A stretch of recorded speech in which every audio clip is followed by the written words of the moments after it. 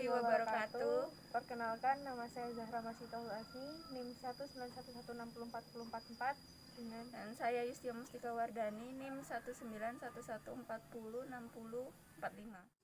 Assalamualaikum Mbak. Waalaikumsalam. Sebelumnya mari kita mulai konseling pada siang hari ini dengan membaca basmalah terlebih dahulu. Bismillahirrahmanirrahim. Baik, perkenalkan dengan saya Zahra yang akan menemani konseling pada Mbak siang hari ini. Sebelumnya, apa kabar Mbak? Alhamdulillah baik Mbak. Baik, dengan Mbak siapa? Dengan Mbak Yustia. Oke, Mbak Yustia. Sebelumnya, apa yang Mbak pikirin sekarang atau yang Mbak alami? Nggak apa sih Mbak, cuman lagi pusing aja sibuk kuliah. Oh, sibuk kuliah ya, dengan sibuk kuliah. Oh iya, kalau boleh tahu sekarang semester berapa Mbak? Semester 5. Wah, sibuk-sibuknya ya. Baik, jadi sebelumnya mengenali nih jadi kita kan mau konseling, jadi konselingnya kita nanti CBT. Nah, CBT ini yaitu konseling behavior terapi yang dimana akan membantu trauma Mbak. Yang saya dengar kan Mbak juga lagi ngalamin trauma. Terlihat juga dari tingkah laku Mbak, ekspresi Mbak itu pun tidak terlihat untuk baik-baik saja. Makanya dari awal saya sudah bertanya untuk kabar Mbak bagaimana. Nah, selanjutnya untuk saat ini apa yang Mbak rasain? Enggak sih Mbak, nggak ada apa-apa sih sebenarnya, cuman kayak pusing tugas aja pas kuliah gitu aja sih. Oke. Dari yang saya lihat pun ya Mbak merasa terbebani dengan itu sih. Jadi Mbak bisa percaya dengan saya akan menjaga privasi Mbak, karena insya Allah saya akan bisa membantu apa yang masalah Mbak mungkin akan teratasi sedikit demi sedikit. Nah, gimana Mbak, apa yang Mbak rasakan sekarang, Mbak alami? Mungkin bisa Mbak lepaskan cerita. Enggak sih Mbak, sebenarnya saya ini lagi agak sedikit terganggu sih, soalnya kan beberapa minggu yang lalu di daerah saya itu terjadi gempa bumi. Nah, kebetulan dalam satu rumah itu saya tinggal sama kedua orang tua saya sama adik-adik saya juga. Nah, posisinya itu malam, jadi pas semuanya tidur, kebetulan saya belum tidur, terus terjadilah gempanya itu benar-benar kenceng banget. Terus saya lari langsung nyelamatin adik-adik saya bawa keluar, tapi di situ saya lupa ternyata orang tua saya itu masih ada di dalam tidur. Jadi pas saya baru bisa ngeluarin adik-adik saya, orang tua saya tuh kejebak di dalam, terus rumahnya tuh roboh dan posisi orang tua saya masih tidur dan orang tua saya meninggal. Jadi saya di sini ngerasa bersalah banget, kenapa saya nggak bisa nyelamatin orang tua saya gitu.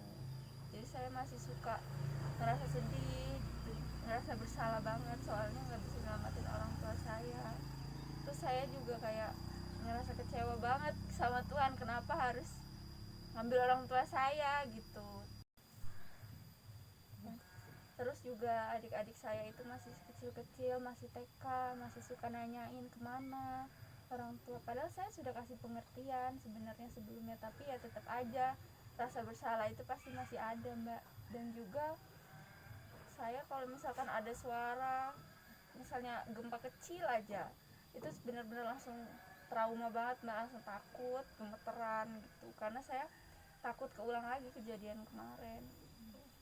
Oke, baik. Dari yang cerita Mbak tadi, saya bisa merasakan di posisi Mbak yang dimana Mbak mungkin ngerasa bersalah juga karena nggak bisa nyelamatin orang tua Mbak, dan Mbak juga bingung mau ngasih pengertian apa ke adik-adik Mbak karena adik-adiknya juga masih kecil ya, dan pasti di umur segitu pun juga butuh kasih sayang. Apalagi mungkin kita hanya bisa untuk yang umur kita segini udah cukup mandiri bisa itu, tapi kita belum cukup dewasa juga untuk ngasih pengertian ke adik kan. Nah, ada beberapa solusi yang mungkin bisa membantu Mbak. Kan kebetulan juga Mbak kuliah ya, udah semester 5. Nah, pasti juga pusing banyak tugas. terus masih ngurusin adik-adik juga masih butuh kasih sayang, masih butuh waktu dengan Mbak juga. Mungkin untuk mengalihkan dari trauma Mbak, kurangin juga buat mencari informasi atau berita tentang gempa bumi dimanapun itu untuk mengurangi trauma Mbak. Pasti Mbak juga pasti langsung flashback kan ke yang sebelumnya, kejadian sebelumnya itu, apalagi belum lama kemarin kejadiannya, pasti juga masih marak-marak gempa bumi di daerah Mbak juga kan. Jadi kalau bisa lebih baiknya kurangin untuk update di medsosnya tentang berita itu, di televisi ataupun manapun beritanya, kurangin. Terus yang kedua, bisa, kebetulan Mbak juga kuliah, pasti mengikuti organisasi, seminar ataupun acara yang lainnya. Ikut dalam acara tersebut atau organisasi tersebut, cari kesibukan sehingga bisa teralihkan pikirannya yang sebelumnya, kok aku gini ya, kok bisa gini sih gitu kan. Pasti ngerasanya kenapa aku kemarin nggak kayak gitu aja, jadi pasti masih ngerasa bersalah banget kan. Dan pasti juga membutuhkan minta tolong sama saudara, pasti saudara sekitar pada support kan, karena adik juga masih kecil, pasti juga ada. Kalau adik kan masih kecil, masih masa bermain, kalau Mbak kan sudah pikirannya kemana-mana, jadi bisa teralihkan jika Mbak mencari kesibukan. Selanjutnya yang ketiga, yang pasti mendekat lagi dengan Allah. Jadi dengan cara tambahin doanya.